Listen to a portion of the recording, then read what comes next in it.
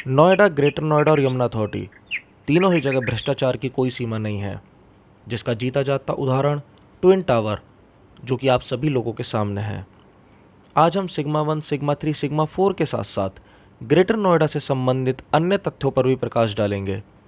Current price से लेके greater Noida के फ्यूचर प्रोस्पेक्टस तक सभी विषयों पर चर्चा करेंगे। आपके बहुत से सवालों के जवाब और ग्रेटर नोएडा में इन्वेस्टमेंट को लेके आपकी उलझन का निष्कर्ष इसी वीडियो में है, तो कृपया इसे अंत तक पूरा ज़रूर देखें।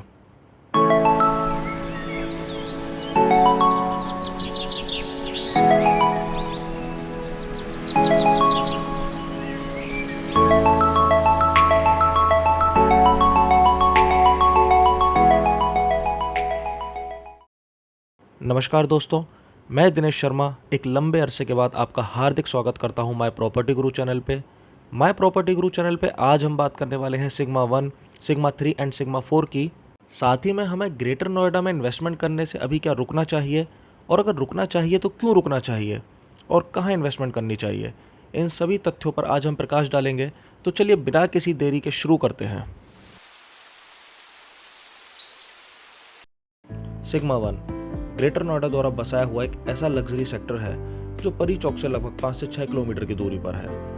इस सेक्टर की खूबसूरती को बयां यहाँ के पार्क, यहाँ की चौड़ी सड़कें और यहाँ की मेंटेन ग्रीन बेल्ट खुद ब खुद करती है। अगर हम प्लॉट की बात करें तो सेक्टर के अंदर आपको 300 मीटर और 500 मीटर के बड़े प्लॉट साइज देखने को मिल जाते हैं।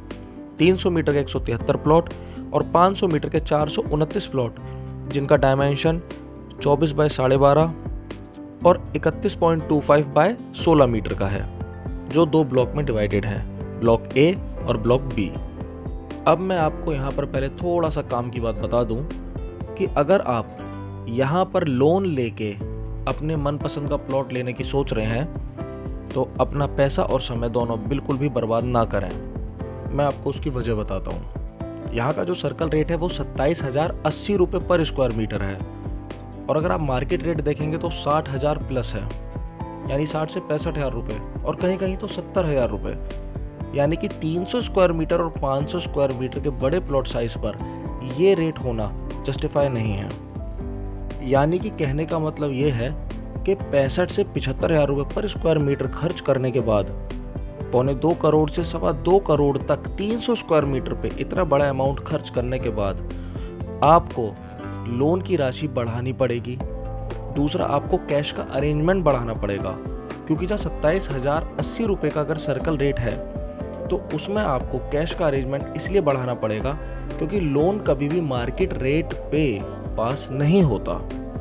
लोन कंसिडर किया जाता है सर्कल रेट और मार्केट रेट के बीच की वैल्यू पर। अब आप मान के चलिए कि 300 स्क्वायर मीटर पे आप लोन पास करा रहे हैं, तो लगभग आपका 80 लाख रुपए का अगर लोन पास होता भी है तो उसमें आपको 1 करोड़ का कैश का अरेंजमेंट करना पड़ता है, जो कि एक अपने आप में बहुत बड़ा अमाउंट है। यानी कि आप लोन की भी सरदर्दी ले रहे हैं और कैश भी इतना बड़ा पे कर रहे हैं। उसके बाद आपको मिलता है 300 मीटर का प्लॉट, जो कि जरूरी नहीं है कि 1 करोड़ 80 लाख में कोई सौदा आपके हाथ में आता है, क्योंकि मार्केट जिस तरीके से ग्रेटर नोएडा की नाजायज चल रही है उसमें आपको सिर्फ और सिर्फ बेवकूफ़ ही बनाया जाएगा। कोई चीज़ ठीक आपके हाथ में नहीं आएगी। तो अगर आप लोन की सोच कर एक बड़ा प्लॉट साइज ग्रेटर नोएडा में देख रहे हैं तो मैं आपको यही सजेशन दूंगा कि अपना पैसा और समय दोनों ही बर्बाद ना करें। और अगर आपके पास ब्लैक मनी है और ब्लैक मनी आप इन्वेस्ट करना चाहते हैं तो ग्रेटर नोएडा में आपका हार्दिक स्वागत है। कनेक्टिविटी की बात करूं तो यह सेक्टर दो तरफ से 60 मीटर रोड से घिरा हुआ है और दो तरफ से 80 मीटर रोड से। जैसा कि आप वीडियो में देख रहे हैं, मैं आपको बताना चाहूँगा कि ग्रेटर नोएडा के सेक्टर्स में वाकई में कोई कमी नहीं है। यह मेरा पसंदीदा एकमात्र ऐसी सिटी है जो मुझे पर्सनली काफ़ी पसंद है, और मैं यह चाहता भी हूँ कि जिस तरीके से यह शहर बनाया गया है उसी तरह से यह शहर बसाया भी जाए। पर यहाँ पे जिस तरीके से कार्य चल रहे हैं तो उन्हें देखते हुए तो ऐसा ही लगता है कि अगर आप यहाँ घर खरीदते हैं तो आपका पड़ोसी किसी नाम से नहीं होगा, आपका आस पड़ोस सिर्फ A263 या B237 इस नंबर के प्लॉट से ही दर्शाया जाएगा, क्योंकि आपको आस पड़ोसियाँ देखने को नहीं मिलेगा।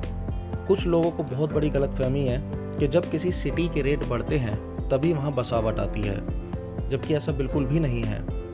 बसावट किसी सिटी में तब आती है जब वहाँ डे लाइफ और नाइट लाइफ दोनों ही मौजूद हों। डे लाइफ के नाम पे यहाँ बेसिक नीड्स की मार्केट है और नाइट लाइफ के नाम पे यहाँ पे अल्फा 1 की बेल्ट के साथ आपको कुछ रेस्टोरेंट और कुछ शॉप्स खुली मिल जाती हैं नाइट में, जिनका भी अपना एक टाइम है। साथ में आपको वेनिस मॉल जैसी सुविधा मिलती है नाइट लाइफ में, जो कि 10 बजे तक ओपन होता है। और आपको कमाल की बात बताऊं कि वेनिस मॉल जिस तरीके से बनाया गया था, जिस सुंदरता से उसका आर्किटेक्चर हुआ था, वह उस उम्मीद पे खरा नहीं उतर पाया, लिहाजा उसके मालिक ने उसको बेचा। अगर आप आज भी वेनिस मॉल में जाते हैं तो पहले के मुकाबले क्राउड ज़्यादा है, जो कि बाहर का ही क्राउड है सारा, पर आज भी वहाँ काफ़ी शॉप्स ऐसी हैं जो रेंट आउट अभी तक हुई ही नहीं है।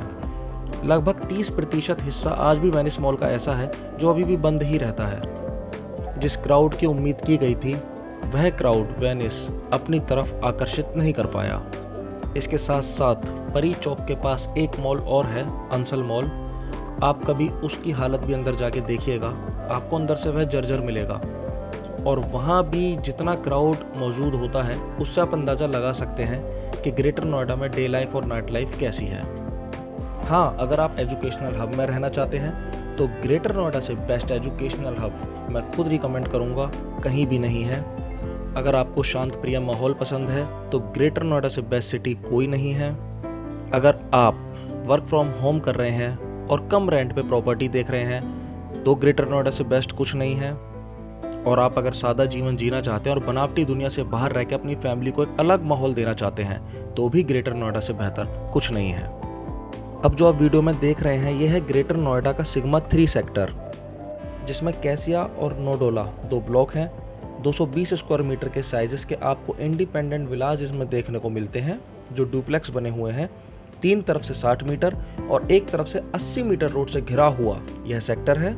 सेक्टर के एक तरफ 50 मीटर की कमर्शियल बेल्ट है। परी चौक से लगभग 6 से 7 किलोमीटर की दूरी पर यह सेक्टर लगा हुआ है। ग्रेटर नोएडा के आप किसी भी सेक्टर को उठा के देख लीजिए, ग्रीनरी की आपको अब कहीं कमी नहीं मिलेगी। इस सेक्टर में भी आपको 5 बड़े पार्क और अंदर बाहर चारों तरफ ग्रीन बेल्ट देखने को मिल जाती है। इस सेक्टर में कुछ space school, nursing home, shopping area, religion block आदि के लिए छोड़ा हुआ है। 220 स्क्वायर मीटर का अगर आप यहाँ विला परचेज करते हैं तो आपको 1.5 करोड़ से ऊपर खर्च करने पड़ेंगे। और उसमें भी अगर आप उस विला को परचेज करते हैं तो ऊपर से भी पैसे लगाने पड़ेंगे, जो लगभग 7 से 8 लाख रुपए आपको लगाने के बाद आप रहने लायक योग्य उसे बना सकते हैं। मेरे हिसाब से इन रेट्स पे इन विलास को परचेज करने का कोई फ़ायदा नहीं है, क्योंकि ग्रेटर नोएडा जिस तरीके से एक्सटेंड हुआ है और जिसको मैं अगली वीडियो में एक्सप्लेन करूँगा, तो आपको काफ़ी ऐसी अपॉर्चुनिटी मिलेंगी कि जिसमें आप अपने पैसों को सही जगह इन्वेस्ट करके और बहुत ही अच्छा मुनाफा भी कमा सकते हैं और एक अच्छी इन्वेस्टमेंट भी आपको मिल जाएगी। उस इन्वेस्टमेंट के बदले आपको ग्रेटर नोएडा के अंदर ही एक अच्छी प्रॉपर्टी भी मिल जाएगी। दिल्ली वाले लोग नोएडा आके बस गए। इंदिरापुरम, गाजियाबाद, वैशाली, वसुंधरा, वहाँ के जो लोग थे वह सब ग्रेटर नोएडा वेस्ट, जिसे हम नोएडा एक्सटेंशन भी कहते हैं, वहाँ आके बस गए। यमुना अथॉरिटी पे पीछे का जितना भी एरिया है बुलंदशहर का या आपका कहूँ आगरा का, लखनऊ का, वहाँ के लोग यमुना अथॉरिटी में इन्वेस्टमेंट करी है। दिल्ली के लोगों ने भी करी है। ग्रेटर नोएडा में वही लोग, वही इंसान आके बसेगा जिसे एक सही रेट में सही प्रॉपर्टी मिलेगी। जिस तरह का रेट यहाँ पे चल रहा है, अगर यह इसी तरीके से चलता रहा तो ग्रेटर नोएडा को बसने में फिर दोबारा 10 से 15 साल लग जाएंगे। क्योंकि इतने पैसे को यहाँ इन्वेस्ट करने से अच्छा अभी भी लोगों के पास काफ़ी ऑप्शन अवेलेबल हैं, जिसके बारे में मैं आपको अगली वीडियो में बताऊंगा कि ग्रेटर नोएडा कितना एक्सटेंड हुआ है, कहाँ कहाँ और इन्वेस्टमेंट करने में फ़ायदा है। रेट हमेशा एक सिस्टमेटिक वे में बढ़ते हुए समझ में आते हैं। ये नहीं कि लोगों का थोड़ा सा इंटरेस्ट आया वीडियोस देख के ग्रेटर नोएडा की तरफ तो सारे दलाल, सारे ब्रोकर इस तरीके से पेश आए जैसे कि कुछ भूखमरी मच रही है, सब कुछ एक ही बार में कमा के यहाँ से निकल जाएंगे, तो वो नाजायज़ है। अगर सहमत है तो लाइक करें। धन्यवाद।